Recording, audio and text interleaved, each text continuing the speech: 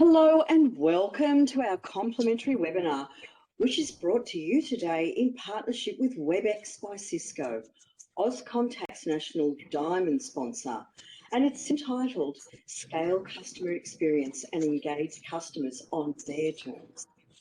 In the spirit of reconciliation, Auscontact acknowledges the traditional custodians of country throughout Australia and their connections to land, sea and community. We pay our respects to their elders past and present and emerging, and extend that respect to all Aboriginal and Torres Strait Islander peoples today. Today's webinar will run for approximately 60 minutes, and during that time, with the help of today's special guests, Audrey and Lukas, we hope you engage in the conversation and that we leave you with food for thought, plus provide some ideas to take back to your respective businesses. To round off the session, we'll be having a Q&A. I'm Fiona Keogh, CEO of Auscontact and your moderator for today. While we're waiting for everyone to join us, let's use the time to quickly run through some housekeeping. Remember, it's important to interact with us to maximise the benefit, and as you know, there's no need to take too many notes because we'll be providing you with the recording of the webinar. For today's webinar, we're using the all-new Webex events. And today we're going to experience some of the features from Webex events as we navigate our amped up collaborative environment which we find ourselves in currently. It's a little bit different, it's a little bit exciting, and I'm really looking forward to interacting with you through Webex events. Please use the Q&A panel to ask questions or make comments for Audrey, Lukas or myself from time to time. Don't forget, we're going to have a Q&A session at the end of the webinar, so type your questions as we go along so you don't forget to ask them. If you're listening through headphones or speakers and experience any issues with your internet connection, please let us know via the chat and a member of the Auscontact team will rush to your aid. Or you can revert to your registration confirmation email and all the relevant phone numbers or access codes will be available there for you. But remember, to get the full experience, you're better off being in Webex events. So let's try our first difference today. So we're going to be using Slido, which is now part of Webex meeting. And we're going to do some live polling. I encourage you to join in the discussion by participating in the polls via Slido. And you can access the polls by either scanning the QR code on the screen with your mobile device or go to slido.com, that's slido.com, and enter Auscontact, hashtag Auscontact, as the code on the homepage. So Lukas, let's have our first icebreaker poll. This is not a trick question. And the question is, which sport is new to the Olympics this year? You need to choose one. Is it something you guys would relate to, and I certainly do, hot yoga, aka Bikram yoga? Is it B, skateboarding, or C, Ninja Warrior, which I know you guys really see me doing, or ultimate frisbee as well? Wow. So here we go. And look, we obviously have a few really, really clever people. If you're cheating and looking at the screen while you're answering, the answer's already up there with a massive 92%. Wow. So you're all watching the skateboarding, and wasn't it cool to see Australia win Olympic gold? Oh, I've got some fans of ultimate frisbee for next time, huh? Maybe that's what we're going to do in Paris. So with that, I'm really pleased to welcome our speakers, and they are Lukas Carruthers, Head of Innovation and Strategy, APJC Webex Customer Experience at Webex by Cisco, and Audrey William, Principal Advisor, Future of Work, Workplace Collaboration, CX Contact Centres at Ecosystem. And it gives me great pleasure to hand the microphone to Audrey. Welcome, Audrey.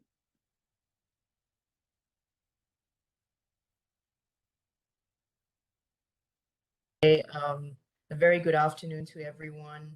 I'm going to be talking about a very interesting topic, and that is, how do you scale CX and engage with customers on their terms. So, I will just talk about some very high level trends before going into some data points from Ecosystems research. Slide, please. Great. So I think as an opening, I'd like to say that, 2020 was the year that tested customer experience, and your customers have changed, and even more so during this pandemic, because now everyone's working from home. You've got, you got to manage your housework. Your kids are probably homeschooling. You've also got to engage with your peers, but even when you want to order something online now, whether it's food or whether you're ordering a gift for someone, it's all happening online. And this whole area around self-service has just really grown dramatically. In fact, if you look at just the self-service space alone, one channel that I observed that really grew is Twitter. So Twitter, as a direct chat message now, has become so popular in Australia, because if customers are tired and they don't want to wait on the phone, and if the problem is not urgent, they actually don't mind waiting for the answer to be given to them over 4 days, in asynchronous chat. And asynchronous chat means they know their problem is solved. Agents are handling that. And it's become so easy because everything is frictionless now. People have a lot of pressures they're dealing with at home. They want the service to be fast, they want it to be quick, and they want to engage with the brand seamlessly. So this has put a lot of pressure on contact centers to think now about data, to think about how they can start scaling CX. Next slide, please. And so because of all those points, there is a lot of pressure now mounting for contact center transformation in Australia. And if you look at this data point, this is something we pulled very recently from our platform. What this data talks about is how closely aligned contact centers in Australia to digital. And you can see that and we asked the question of, how much of that do you actually need to do? And you can see that it's a very big percentage if you add up the biggest bars, so 45 plus 33. So, over 70% are now realizing that if we want to proactively serve customers, if we want to understand them more, if we want to offer them the channels of their choice, not what we want them to use, we've got to now think very differently. We've got to scale very differently. We've probably got to align what we're doing in the contact center with marketing, with digital, with innovation, and with sales. So it means the conversation is probably moving also out of the contact center. So there is this huge pressure now amongst some contact centers, and they're taking this very seriously to think about how they can transform. Next slide, please. And the reason this is becoming so important, and why proactive customer engagement is so important, because it obviously leads to a lot of cross-sell opportunities. It also shows that as a brand, you really understand your customers. It's because no customer today thinks the same. And I can tell you, anyone dialing in today, if any one of you, you're looking to buy a washing machine or you're looking to buy a smartphone, all of us probably have different things going on in our minds about how we're going to engage with that brand, how we're going to end up buying that product. And it may not be calling the contact center. It may be browsing the website for about 5 times before placing the online order. And then if something goes wrong or you need more confirmation, you pick up the phone and call the agent.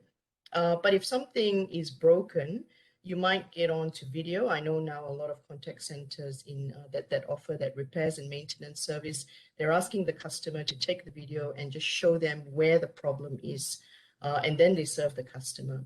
But it could be completely different. It could be if you're looking to just sign up for some marketing campaigns. And this is where marketing becomes important, because the customer is clicking that campaign. But today in a lot of organizations, that same customer that probably also talks to an agent and someone in the store, they're all not aligned. They're all probably not sharing that data in the organization. And this is the real crux of the problem that needs to be solved. Next slide, please. And so when you want to get to proactive customer engagement, you want to ensure that all your data is integrated. You have to make sure now that you can actually live in this omni-channel environment. And this is a very good slide to point out, because looking at the data, and I just took this data last week from our platform, you can see that only 14% of CX leaders in Australia, only 14% feel that they've created an omni-channel experience. So that's a very low number. And that's the reason why sometimes today when you call a contact center, they probably have no clue that you called them last year to inquire about a loan package. And they probably never sold you anything. They never bothered calling you back or sending you an email. Or I think in some really bad scenarios, some customers today might call about a problem, but they've also probably had a chat with the agent on web chat and maybe Twitter. But when they call the contact center, they get transferred to multiple departments, having to repeat the problem. And this is where that omni-channel dilemma is a big problem in the market, because the channels are not integrated. And to get to that level, it means that all your data and all your voice conversations have to be synchronized. And it doesn't matter if your agent's going to pick up the phone or answer an email or get onto Twitter or web chat, that thread is automatically updated. And so it's a problem. It's a real problem that leaders have to solve. Next slide, please. So I think with so much going on in the market, with the pandemic, with how customers' behaviors are changing, and how customers are rethinking how they, and how customers are now thinking about buying things very differently, engaging with brands very differently.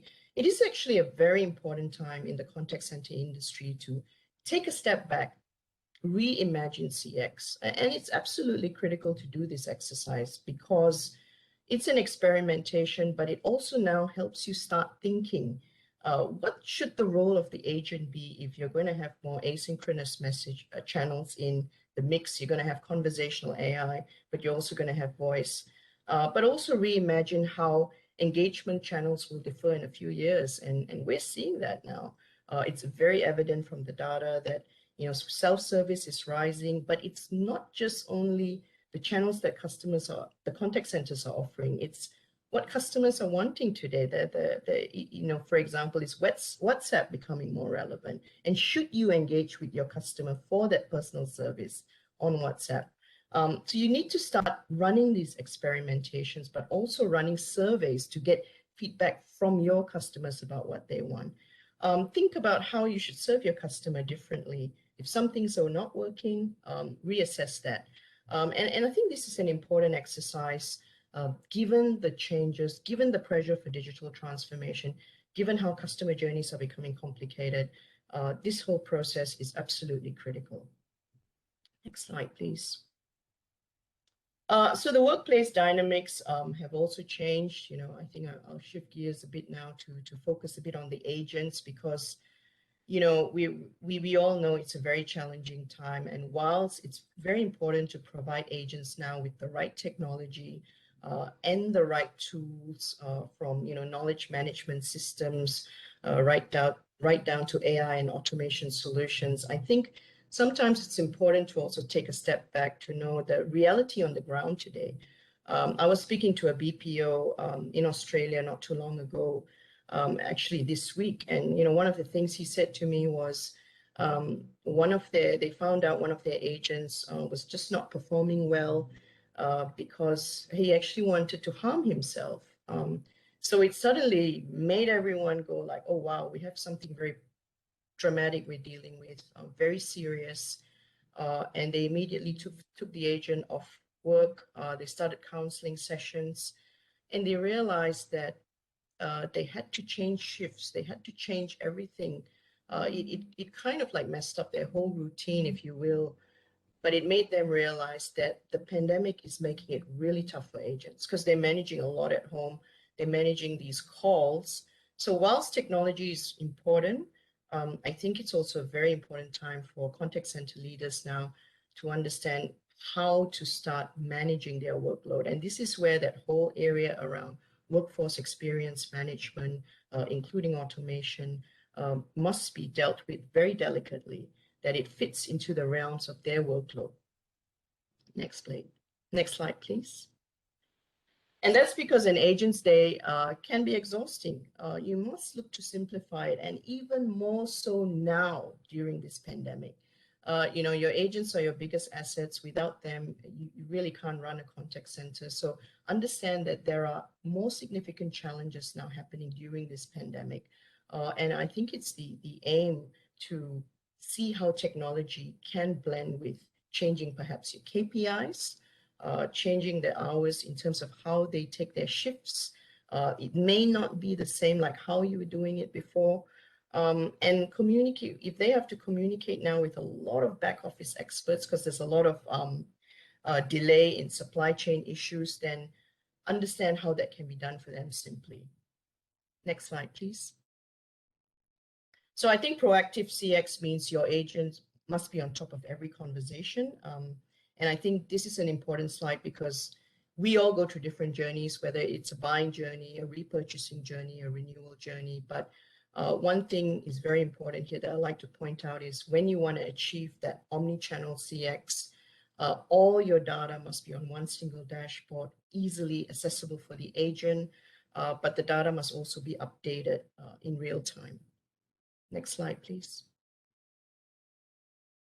And one of the things you can do today, and you're going to hear a lot more from Lukas about this later, is if you want to scale and meet your customers on their terms, according to the channels that they want to use and at speed and scale, this is where CPaaS, Communications Platform as a Service, becomes really important.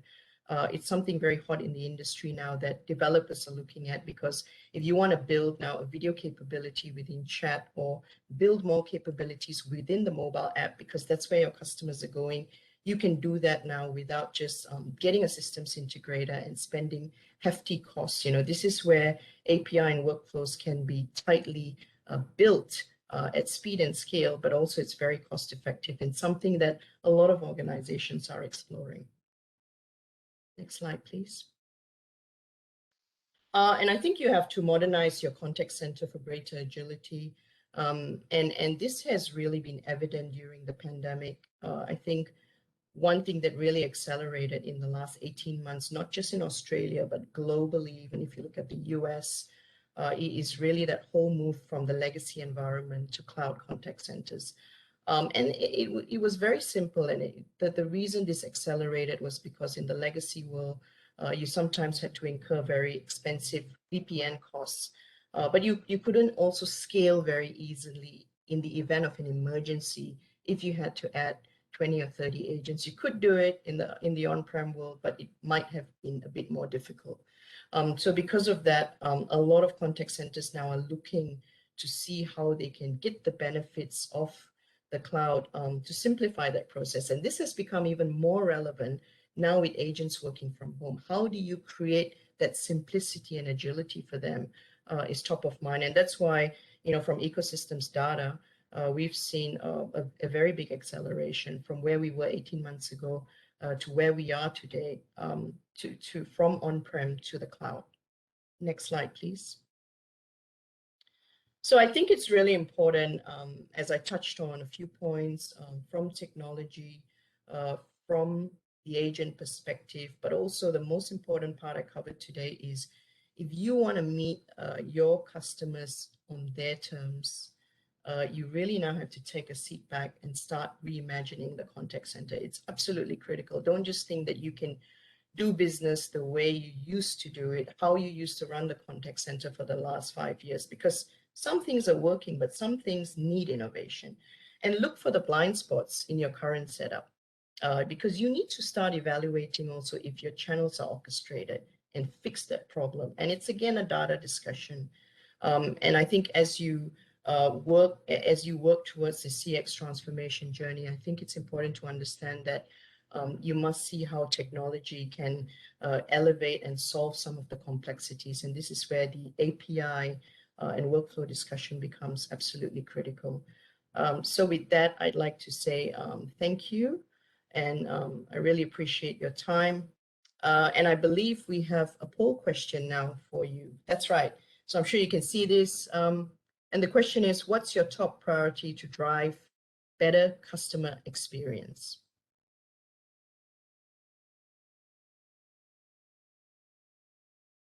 Okay, let's see as the results come in. Wow. Okay, everyone's saying that there's a big move towards improving knowledge management systems. So clearly agent assist, assisting agents, I think driving an omni-channel experience is now tops. Wow. Okay, we've seen a shift there. And clearly automation very high on the agenda. So it really ties in very nicely also with automation being important. I forgot to mention it's because of a lot of onshore work coming back as well. So cost pressures are rising. But yeah, I think omni-channel is clearly the crux here, the data not being integrated. So I think with that, I'd like to thank you for your time, but I'd love to hand this over now to Lukas. Over to you, Lukas. Thank you very much, Audrey, and good afternoon to everyone. Really insightful, and I'm going to pick up on a lot of the points that Audrey made through her presentation. But where I wanted to start today is to tell you a little bit of a story about what I've been going through in the last few months. And during a lockdown here in Melbourne, where I live, is I've been moving house. Which is a stressful time at the best of times, but it's been even more difficult during the pandemic. But what I wanted to highlight about me moving, and I don't have any boxes behind me today, which is a good sign that I'm getting settled in. But what it does is it actually makes you go and experience a lot of different service experiences, because you're moving all of your services from one house to another, whether that's your electricity, your gas, your internet, or even changing things like your car insurance. There's a multitude of service providers that help you run a home. So in the last few months, I have seen the best and the worst experiences across the industry. And what we see is that a lot of the organizations are still forcing us to call, still forcing me down into a channel that they prefer that I use. And what I've seen is a small slice that are actually starting to embrace the digital channels and be able to help me through this process. So I wanted to level set with, I have been hyper vigilant through this time around experiences and what those experiences mean to me.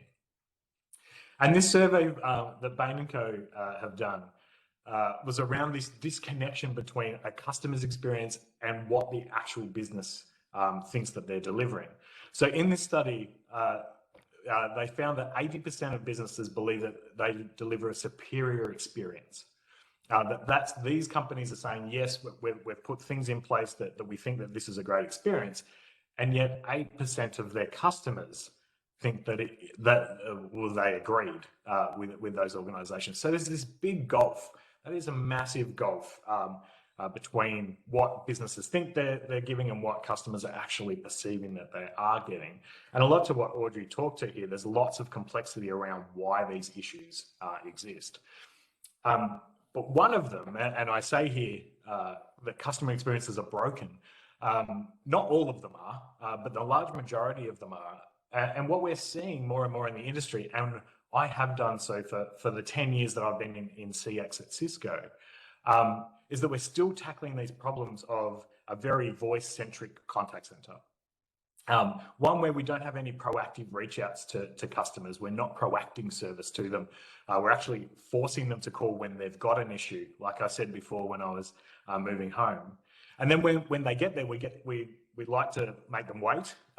We don't like to make them wait, but they do. So we're getting them to enjoy that elevator music. And then when they actually get to us, we're asking them who they are and why they're here.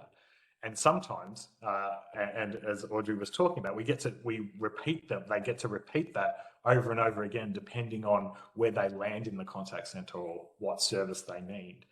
And then hopefully at the end of that, we've solved their problem. But this is a very complex issue that we're dealing with and have done for a long time.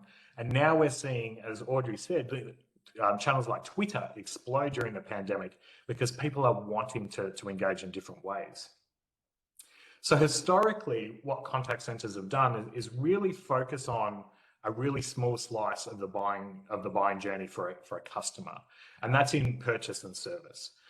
So when you've purchased a product, if you've had a problem or you want to check on shipping, or you've got an issue with the product or service that you've purchased, that's usually where the contact center comes to play. But what we're missing outside of that are the other stages inside of that customer's journey. As Audrey said, going and buying a washing machine, you're going to do a lot of research online. You're going to interact with maybe a chatbot or with a human inside of chat. There's all of these interactions that happen outside of the contact center, or we're actually going straight into their service and interacting with their service completely digitally. We're not going into the contact center. But it's really important that we lift our gaze and really have a look at that full customer journey, not just when they contact and what happened when they contacted, but what's that full journey and how do we make that journey better? That slide I presented at the start with 80% and 8%, that's the gap that we're trying to shift here. But when we do that, when we look and lift our gaze across the full journey, everything gets infinitely more complicated. So you might be thinking, Lucas, that's a great idea, but how are we going to do that? It's already complex. And what I'm showing here is complex by nature. But when we think about the messages and the communications that we're doing with our customers, they don't just come from the contact center.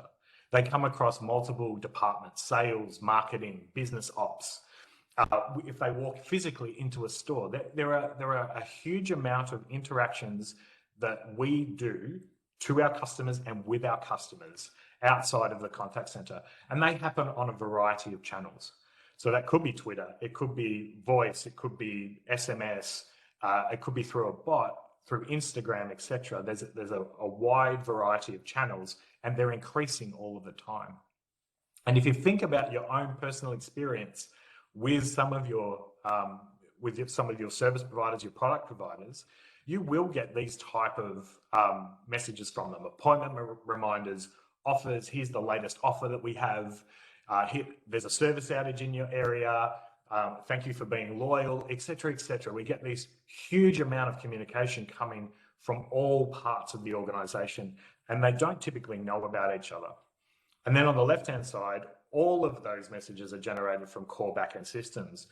But what happens in this environment, what we're seeing, is that it results in a fragmented experience for the consumer. So not only is it fragmented for us internally in our businesses, but it's really fragmented for the consumer. They're getting messages from different parts of the organization on different channels, and there's no orchestration across that complete journey for that customer. So we're really taking this siloed approach across, and it's becoming really, really complex. So what we're doing here at Cisco is we're trying to reimagine, and Audrey talked about reimagining CX, and that's exactly what we've been doing. Is we've been really focused on not just the contact center piece, but lifting our gaze and going the full customer journey and understanding that we do need to proactively reach out. And what does that mean? What does proactively reaching out? Where do we get that data from? And how do we make an offer for proactive service to that customer? If they do need to connect, let them connect in the way that they want. Audrey's in Southeast Asia, and if I picked up my mobile phone at the moment and sent Audrey a WhatsApp, that'll land in seconds to Audrey and we can have a chat. And maybe that's the way that we like to communicate as friends. That's the way that we want businesses to be able to communicate with their customers. When you do connect that way, we don't want you to repeat, we don't want you to wait, and we don't want you to have to repeat yourself multiple times. So passing context across is super important. And then empowering those agents. As Audrey said, those agents have got thousands of things to do. They're very tired at the end of the day. We need to make each interaction contextual and wrapped in artificial intelligence that is helping them make decisions along the way to improve that customer experience, which ultimately gets to us solving that customer's problem. So when we look at a connected journey, and what we see our customers demanding is there's a few elements to this. And two that I'm going to talk about today is interacting inside of the service and the contact center. We recently made an acquisition of a company called IMI Mobile, who have been pioneering this space for a really, really long time. So I'm going to talk to you about IMI Mobile and how they fit into our CX strategy. But this connected journey is made up of these parts, interacting inside of the service.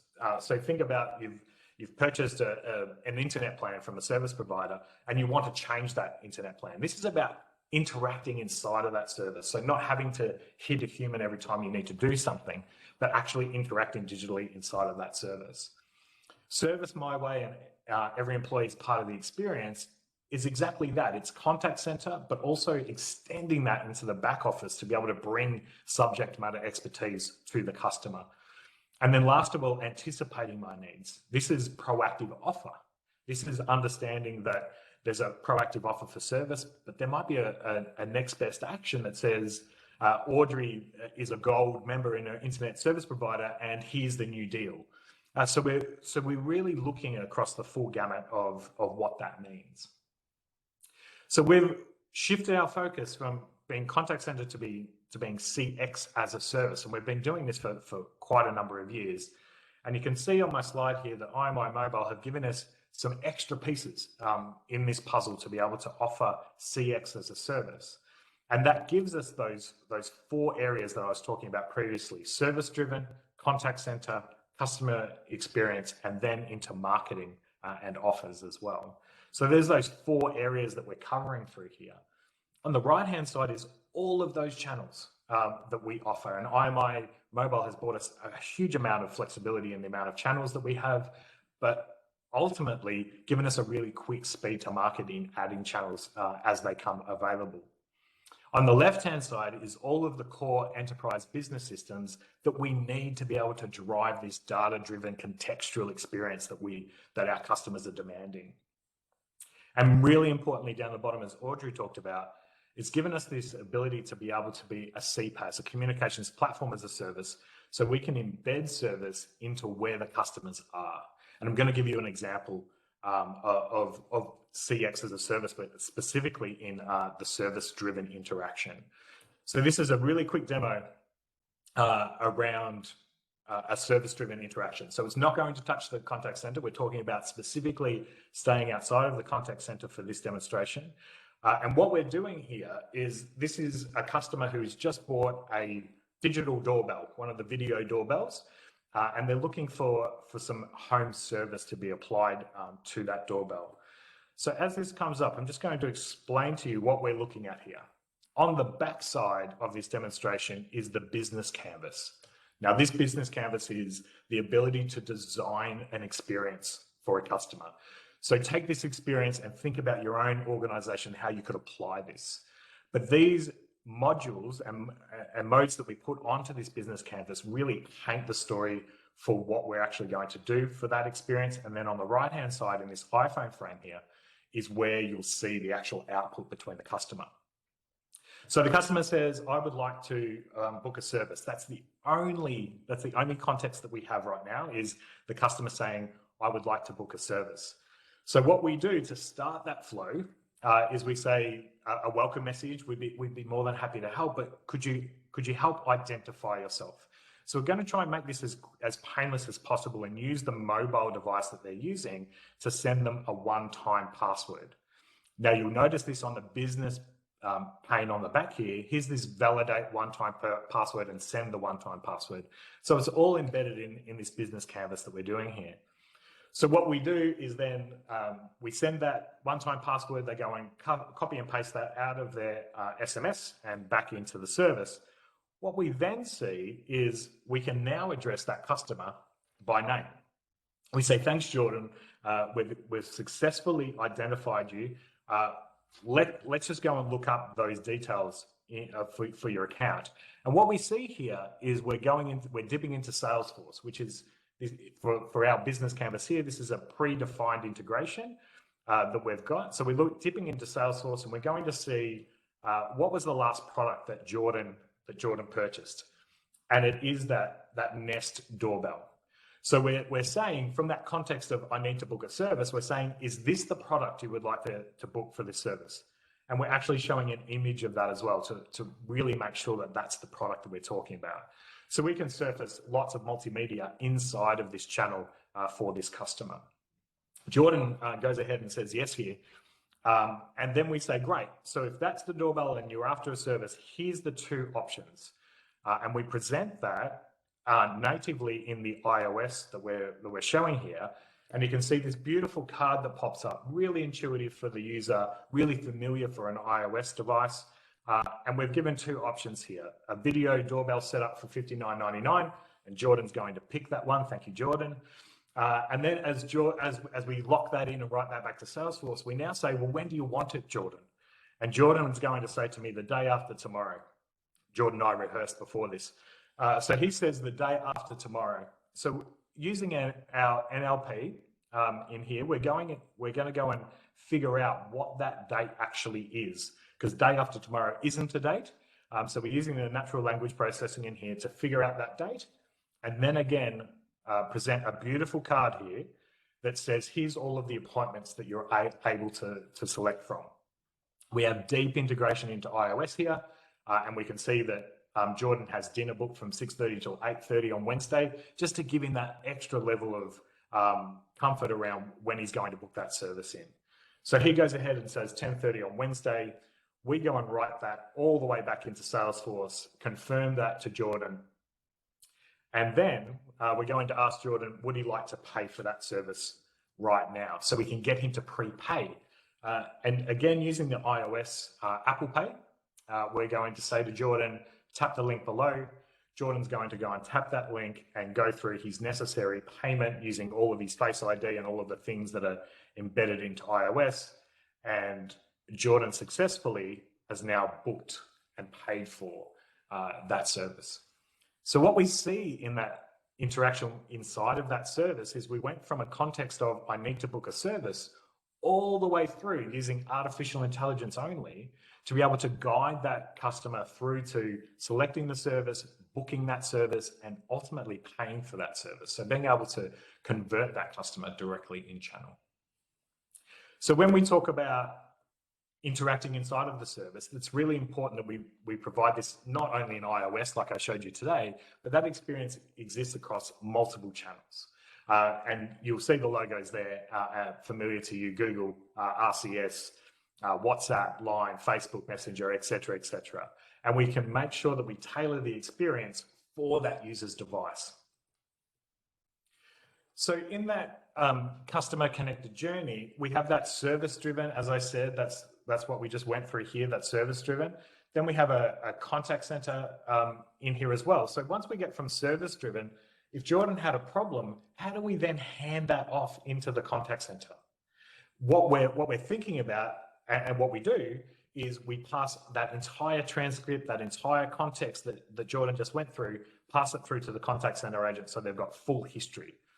We also we can then market to that customer post that survey as well. But really importantly, what we do at every single step across this journey is we measure using our experience management platform, Webex Experience Management, which is part of the CX as a service offering. So we can measure not only in the service driven, but in the contact center and every part of our portfolio, and make sure that we're understanding the data, understanding the experience, and then tweaking those knobs to be able to make that experience even better. I know I'm coming up on time here, so I'm going to put my foot to the floor and talk to you about contact center. So that was service driven, which is not separate to contact center because we're passing that context from service driven into the cloud contact center. And what we've done over the last 4 or 5 years is completely reimagined and rebuilt our cloud platform for this new reality, for this service-driven contact center and offer environment. So really quickly around our all-new Webex Contact Center, we've got 5 tenets that we built to. One is digital first, and I've just shown you that digital first engagement, making sure that all of the channels are available and creating these delightful customer experiences. Intelligence. So when it gets to an agent, we need to surround the agent with intelligence, not just the context that came in from the interaction, but also what's the next best action that we can do for the agent to give them a helping hand, turn-by-turn guidance, if you like. Contextual, I've already talked about contextual around being able to pass that context through all interactions and have that in historical mode as well. We need it to be really flexible, so integration into API, not only into the Webex suite of applications, but also into our ecosystem and our partners that live outside of there.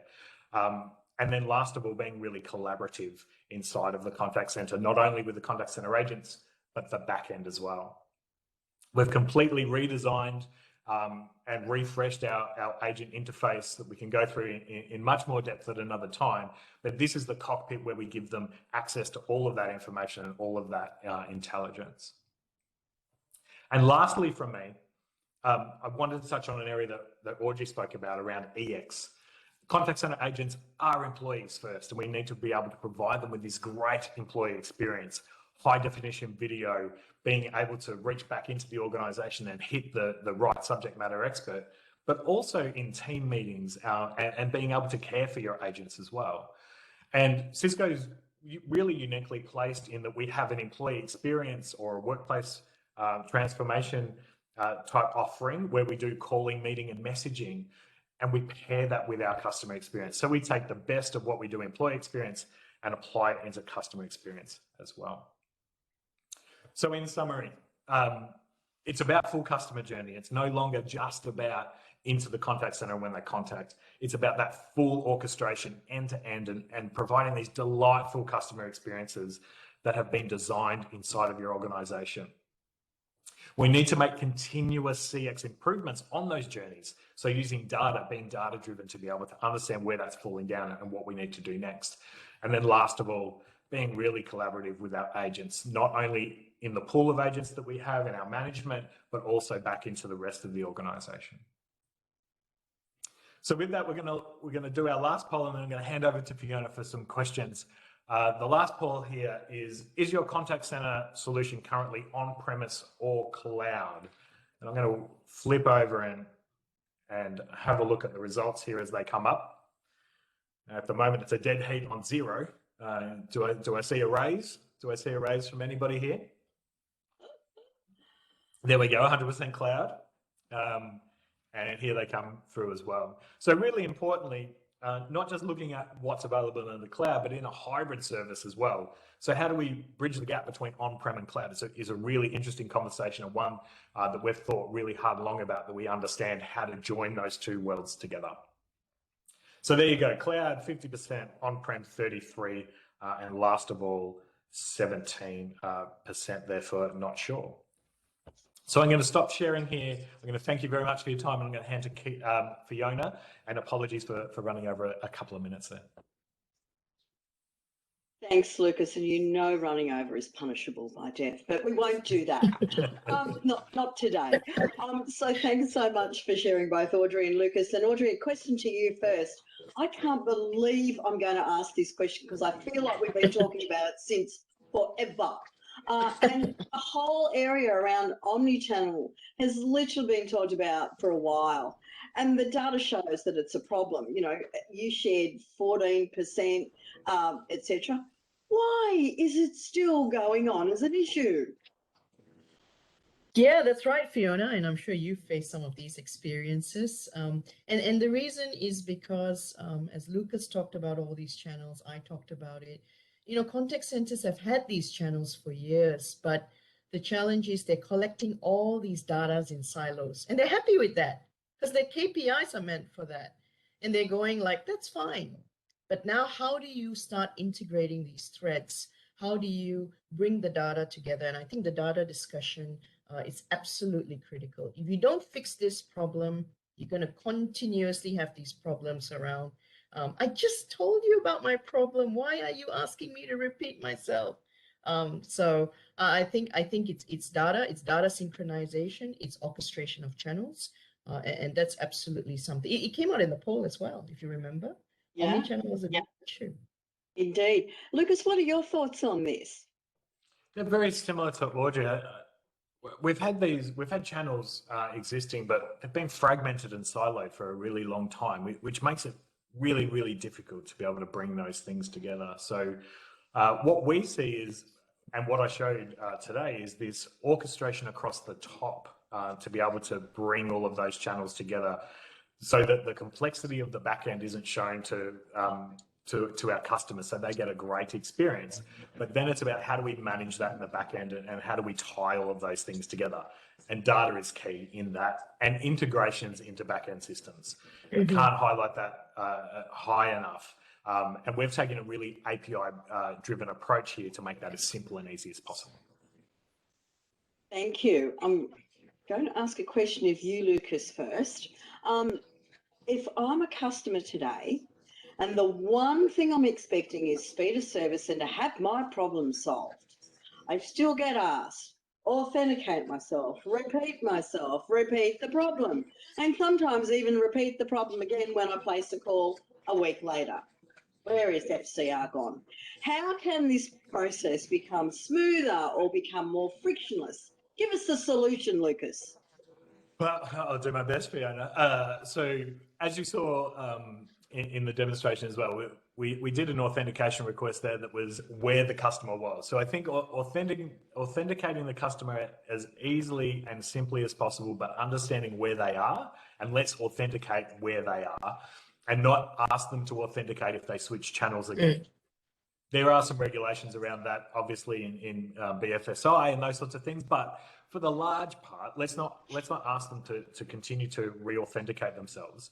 And being able to pass that context is so important. Having that context captured and being able to give that to the agent for them to understand, one, what the problem was, and two, like you said, Fiona, if they called a week ago, you should know that. And we should be giving that information right there to that agent inside of that agent desktop, with some artificial intelligence that says, Lucas had this problem a week ago, it's still not fixed. Is this what we're dealing with today? So just some prompts and some empathy between the agent and the customer to be able to get off on the right foot. Absolutely. Audrey, any thoughts from you on this one? Because I know this is one of the big challenges. Yeah, just very quickly, because I know, Fiona, you've got a lot of questions for us, but I think just to add on to what Lucas said, and now imagine that customer calling, why can't you just wow them and say, you know what, you called us a few times, but I think we've got the problem for you because we've seen a trend and a pattern. Why can't you do that? You can only do that if you start understanding their journeys and the data. Yeah, absolutely. Absolutely. So another question for Lucas first. How critical are AI assist technologies during the pandemic? And can you comment about the benefits, but also what should contact centres think about in getting the deployment right? Okay, a multi-pronged one there, Fiona. Yeah, I know. I think what we saw in the pandemic was scale is what we needed.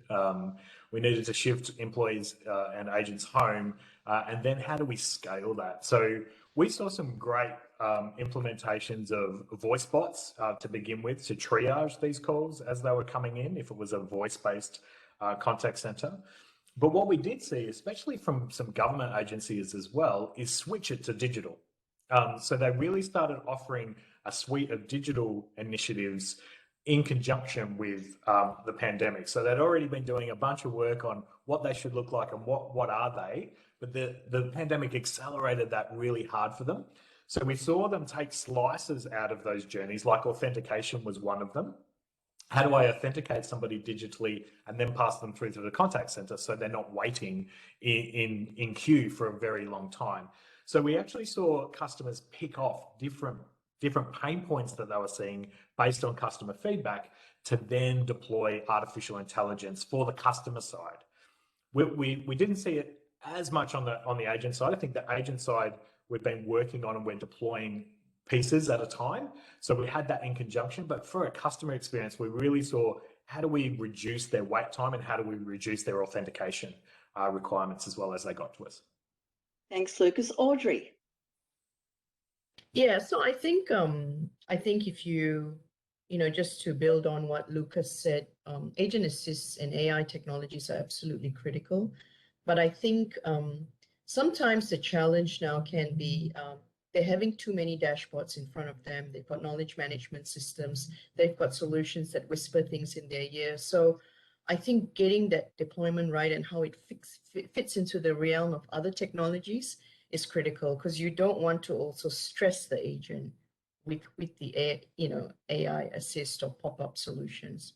But it's absolutely critical because you're helping them. But I think thinking through how it's going to blend with so many dashboards that they have is so important.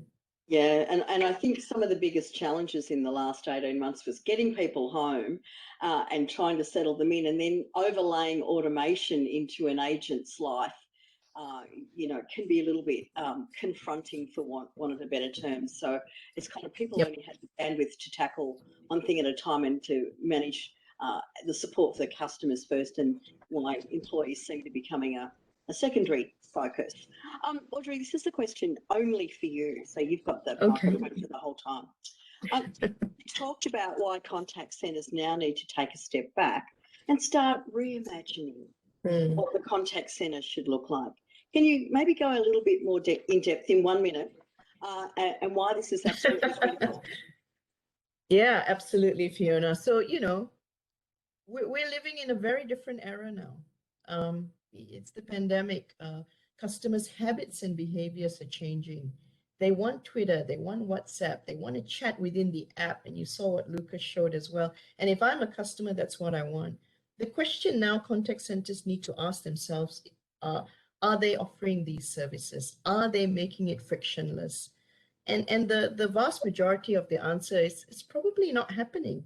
And contact centers are still probably telling customers, you need to call us on this 1-800 number, you can use email. But customers want to engage in different ways. So you now have that role to say, hang on, we need to start experimenting. We need to take a seat back. We need to now understand where our gaps are and just lift our game. Lift our game. Yeah. Meet customers on their terms. And if they want that channel, we should start offering that. Why are we not doing it? And I think this is, if you get to that level, you start running these experimentations, I think you're going to see service, your customers will just suddenly love your brand, because you're going like, wow, they're amazing.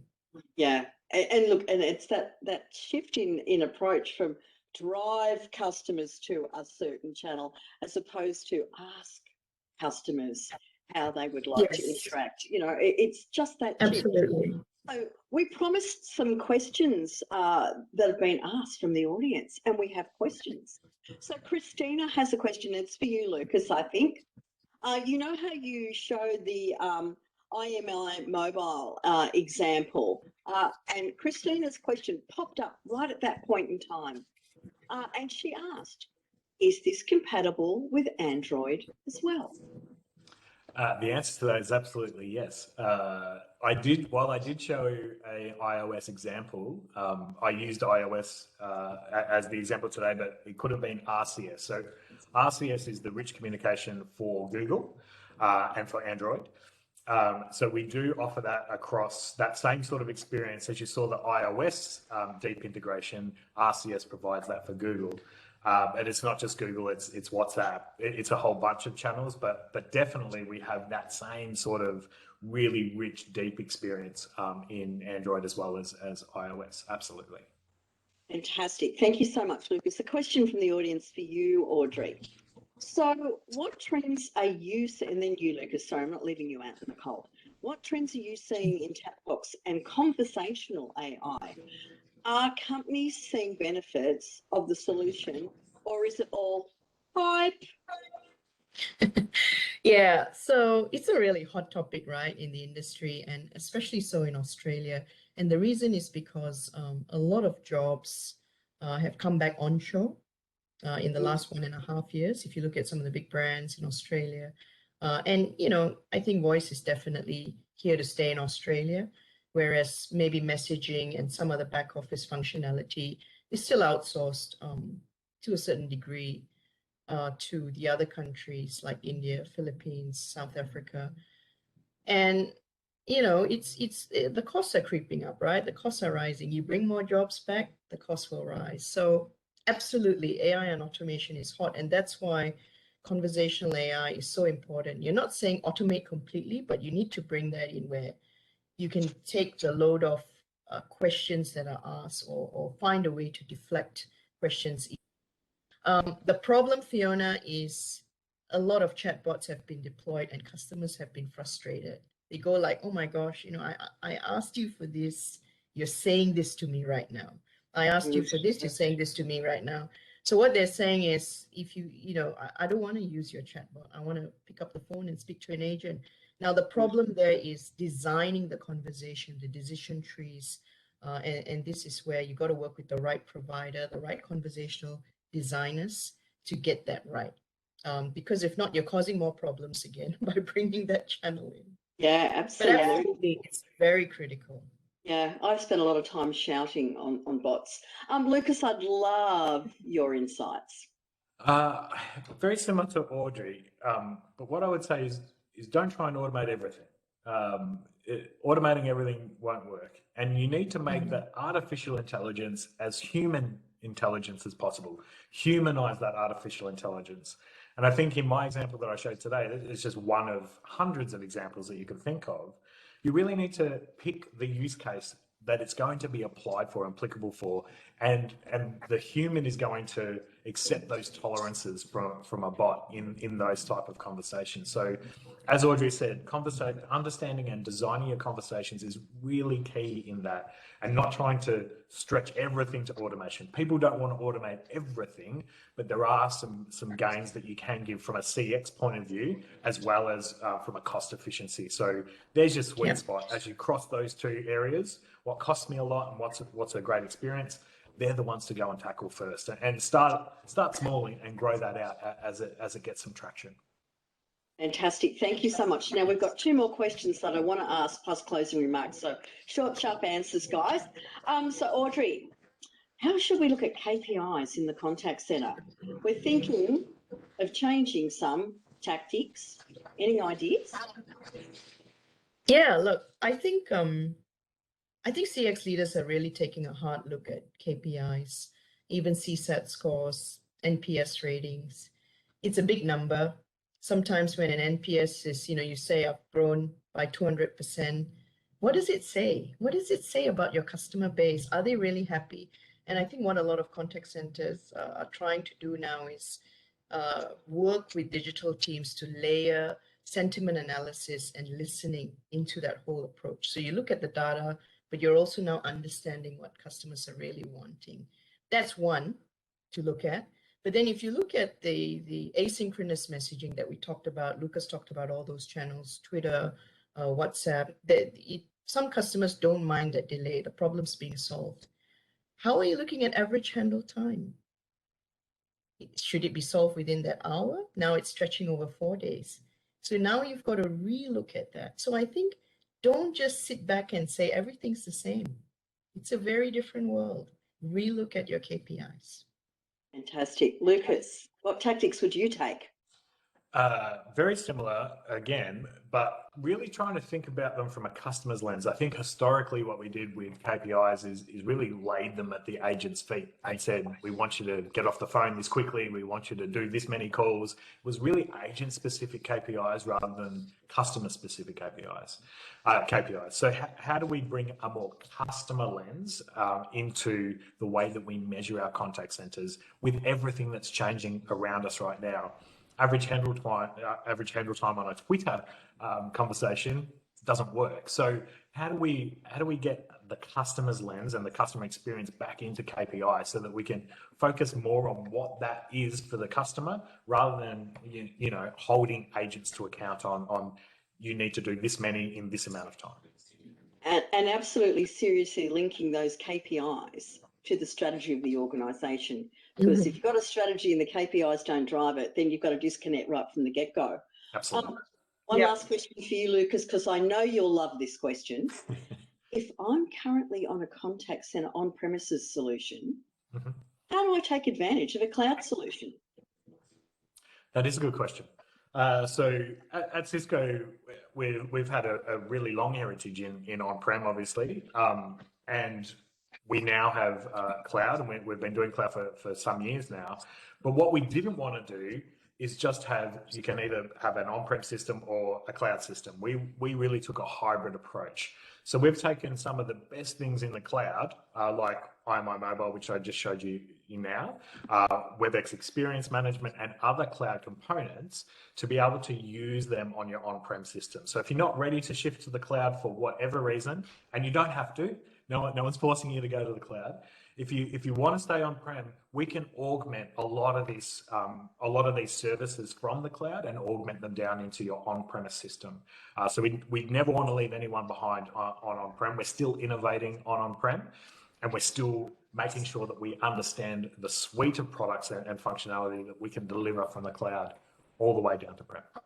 Fantastic. Audrey, closing remarks. You've got 30 seconds. No, I think in some industries, like I think Lukas pointed out, on-prem is still important because they'll want the data to reside in the country, in a particular data center. And so this hybrid model might also be trialed out by a lot of organizations where they use on-prem, but they test and get the features of the cloud. And I think, that's why working with a provider that can take you through all these different models and options by getting the benefits is critical. Some might say we just don't want to go fully to the cloud. And I think it just depends really on a lot of regulatory requirements as well that they have.